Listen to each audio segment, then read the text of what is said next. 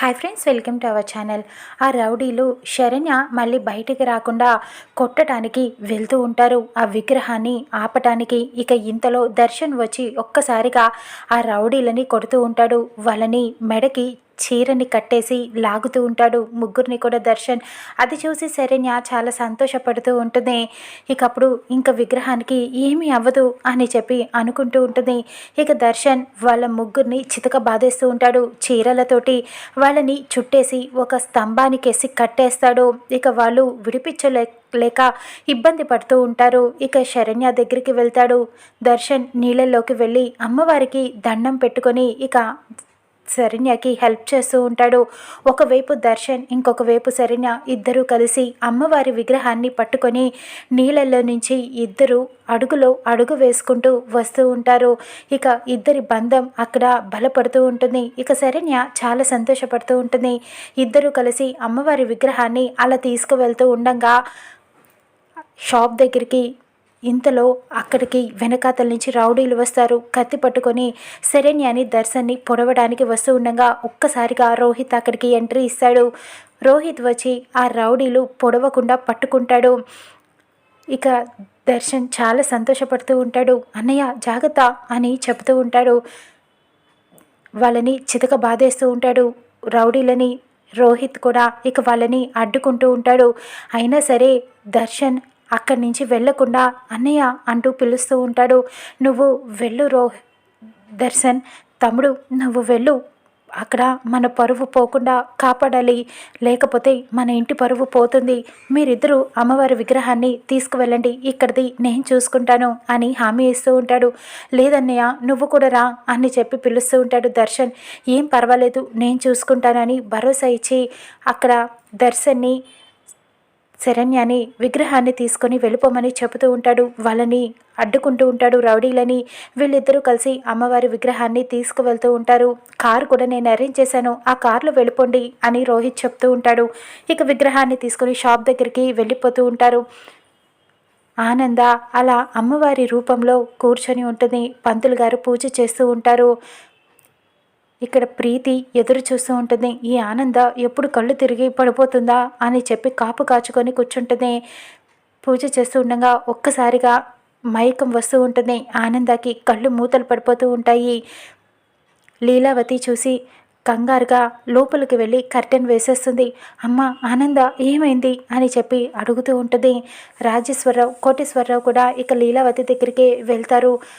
ఇక్కడ జనాలందరూ కూడా ఎందుకు కర్టెన్ వేసేస్తున్నారా అని చూస్తూ ఉంటారు. ఏమైంది ఆనంద, ఎందుకు అలా అయిపోతున్నావు అని అడుగుతూ ఉంటుంది. తేలు కుట్టింది అందుకనే అని చెప్పడంతో లీలావతి షాక్ అయిపోతుంది. ఆ బాధ భరించలేము, ఇంత బాధని ఎలా తట్టుకుంటున్నావు, ఇప్పుడు ఎలాగా, ఈ విషయం ఎక్కేసినట్టు ఉంది, ఎలాగా అని చెప్పి కంగారు పడిపోతూ ఉంటారు. కళ్ళు మూసుకుపోతూ ఉంటాయి. ఆనందకి వెనకాతల నుంచి ఇక్కడ శరణ్య వస్తుంది. ఏమైంది ఆంటీ అని అడుగుతూ ఉంటుంది. తేలు కుట్టింది, విషం ఎక్కేసినట్టుందమ్మా అని చెప్పడంతో మీరందరూ ఏం చేస్తున్నారు, ఆంటీని చూసుకోలేకపోయారా అంటూ శరణ్య ఆనంద దగ్గరికి వచ్చి అలా కాలు పట్టుకొని విషం ఎక్కేసినట్టు ఉంది అని చెప్పి తన నోటితోటి విషం ఎక్కేసింది కదా, ఆ రక్తాన్ని అంతటిని పీల్చి తీసేస్తూ ఉంటుంది. ఆనంద అది చూసి సంతోషపడుతూ ఉంటుంది. ఇక్కడ బయట నీలకంఠం కూడా వస్తాడు. ఇక నీలకంఠం సార్ రండి అని చెప్పి లోపలికి ప్రీతి అందరూ కూడా ఆహ్వానిస్తూ ఉంటారు. ఇక్కడ కాంచన కంగారు పడిపోతూ ఉంటుంది. మాట్లాడితే తెరవేస్తారేంటి, అసలు దాని సంగతి ఏంటో తెలుస్తానుండి అని చెప్పి కొంగును బిగించి మరీ గొడవకి వెళ్తూ ఉండగా గీత ఆపేస్తూ ఉంటుంది. ఏంటి నువ్వు ఆగు, పూజ చేయటం కోసం వేశారంతే కర్టెను, దానికి కూడా ఏంటి నువ్వు అని చెప్పి ఆపటంతో ప్రీతి ఏం చేయాలని ఆలోచిస్తూ ఉంటుంది. జనాలందరూ ఎప్పుడు కర్టెన్ తీస్తారా, ఎప్పుడు పూజ చేస్తారా అని ఎదురు చూస్తూ ఉంటారు. నీలకంఠం లోపలికి రావటంతో ఏం జరుగుతోంది అని చూస్తూ ఉంటాడు. ప్రీతి అందరికీ చెప్తూ ఉంటుంది అక్కడ. ఇంకా ఇప్పుడు చూడండి, తెర ఎంతసేపు వేస్తారు, ఇంకా కాసేపు ఆగి వేరే పూజ చేయాలి, సేవ చేయాలి, ఇవాళ చేయడానికి అవ్వదు అని పంతులు గారు చెబుతూ ఉంటారు. మీరు కావాలంటే చూస్తూ ఉండండి అని జనాలందరికీ చెబుతూ ఉంటుంది. ఇక మీరందరూ వెళ్ళిపోవచ్చు, ఈవేళ ఏమీ పూజ జరగదు, మీ చీరలు అక్కడ పెట్టరు అని చెప్పడంతో జనాలందరూ వెళ్ళిపోవటం మొదలు పెడుతూ ఉంటారు.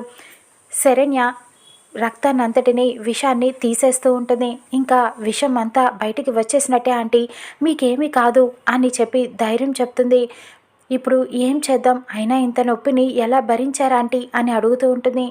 ఏం చేయనమ్మా, కానీ ఇప్పుడేమి లాభం, పరువు మొత్తం పోతుంది కదా, అమ్మవారి విగ్రహాన్ని తేలేకపోయాం కదా అని అనటంతో, అదేం లేదా ఆంటీ, విగ్రహాన్ని మేము తీసుకువచ్చేసాం, మీకంతా మంచి చేయాలనుకుంటున్నారు కాబట్టి మంచి జరుగుతుంది ఆంటీ అని చెప్పడంతో ఆనంద సంతోషపడుతూ ఉంటుంది.